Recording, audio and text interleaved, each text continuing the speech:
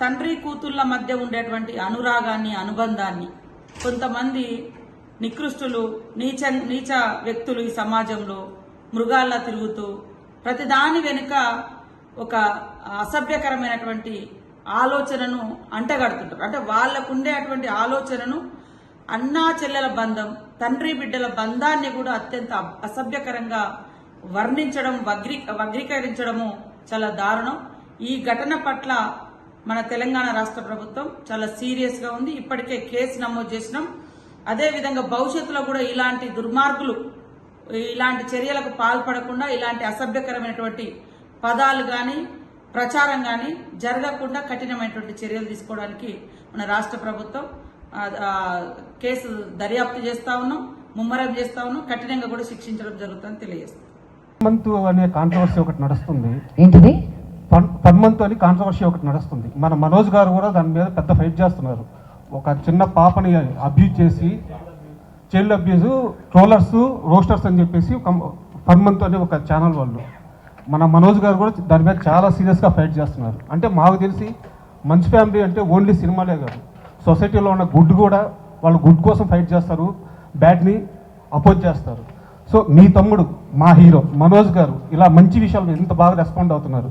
దీని మీద మీ కామెంటు, ఇలాంటి ట్రోల్స్ని ఎలా ఆపాలి, సమాజాన్ని బ్యాడ్ చేసే వీళ్ళని ఎలా ఆపాలి, దీని మీద మీ అభిప్రాయం ఏంటి?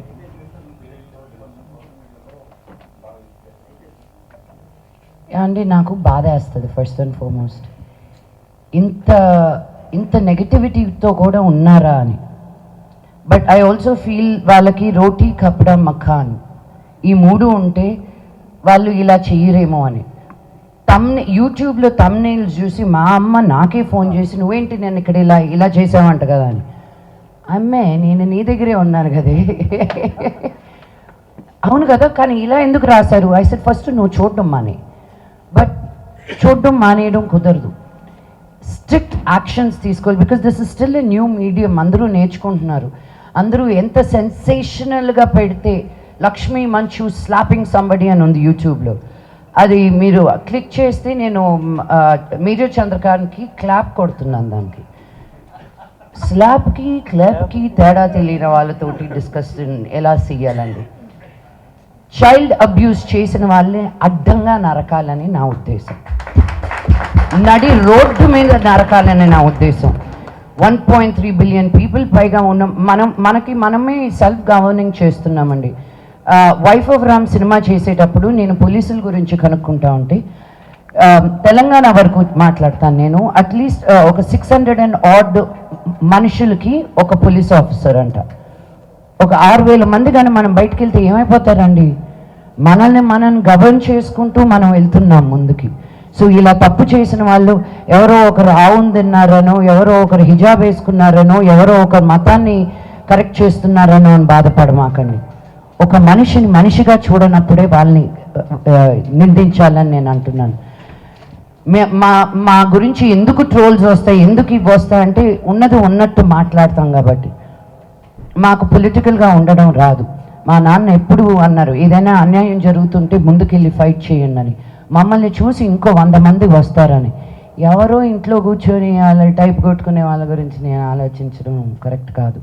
సో మనోజ్ ఏది చేసినా ఆలోచించి, ఎంత ఎమోషనల్గా ఇంపల్సివ్గా ఉన్నా కూడాను ముందుకొచ్చి ఫైట్ చేస్తే ఒక ధైర్యం అని వస్తుంది నార్మల్ మనుషులకు కూడా. అందుకే నాకున్న ఈ ప్లాట్ఫామ్, ఈ వాయిస్ని నేను తక్కువ అంచనాగా చేయను. ఈరోజు 33 స్కూల్స్ ఓపెన్ చేసాం మేము యాదగిరిగుట్టలో.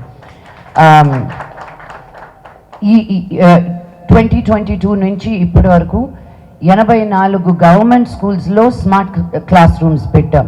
అక్కడికి ఎందుకు వెళ్ళి పెడుతున్నారండి? ఇక్కడ పెడితే మీకు ఇంకా ఎక్కువ మీడియా కవరేజ్ ఉంటుంది కదా అని. నేను మీడియా కవరేజ్ గురించి ఆలోచిస్తే యాదగిరిగుట్ట దాకా నేను వెళ్ళి చెయ్యాలా? నాకు బలహీన వర్గాలకి హెల్ప్ చేయాలంటే నాకు ఇష్టం.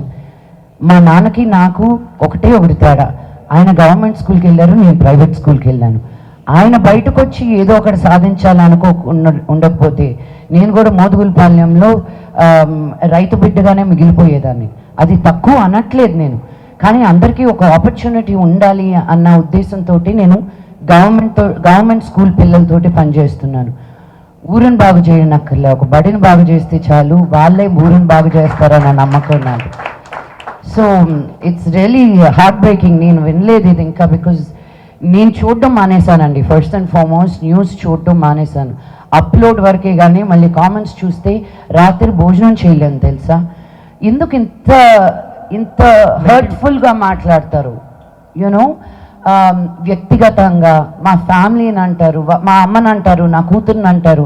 వెనక్కి తిరిగి నేను కానీ నేను అనడంలో ఎంతసేపు పడుతుంది చెప్పు. మీకు లేరా అమ్మలు, మీకు లేరా కూతుర్లు? మేము ఏం చేసినా ఒక 10 మందికి మంచి చెయ్యాలి, మిమ్మల్ని ఎంటర్టైన్ చేయాలని అనుకుంటున్నాం, కానీ మీ డబ్బులు మేము కొట్టేయట్లా, మోసాలు చేయట్లా. వాళ్ళ వెనకాల పడండి మీరు. మేమేదో కళాకారులు, మేము కళమ్మ తల్లిని నమ్ముకుని ఉన్న వాళ్ళం. మేము ఈరోజు ఉంటాము, రేపు ఉంటామో లేదో తెలీదు. జనాలకి ఎన్ని రోజులు నచ్చుతామో అన్ని రోజులే మేము పని చేయగలుగుతాం. సో సొసైటీలో ఏది బాగాలేదు అన్నప్పుడు నిలబడడానికి ఎవరో ఒకరు ఉండాలండి. అందరూ నా బ్యాంక్ బ్యాలెన్స్లనే చూసుకుంటే ఇంకా సమాజం ముందుకు ఎలా వెళ్తుంది?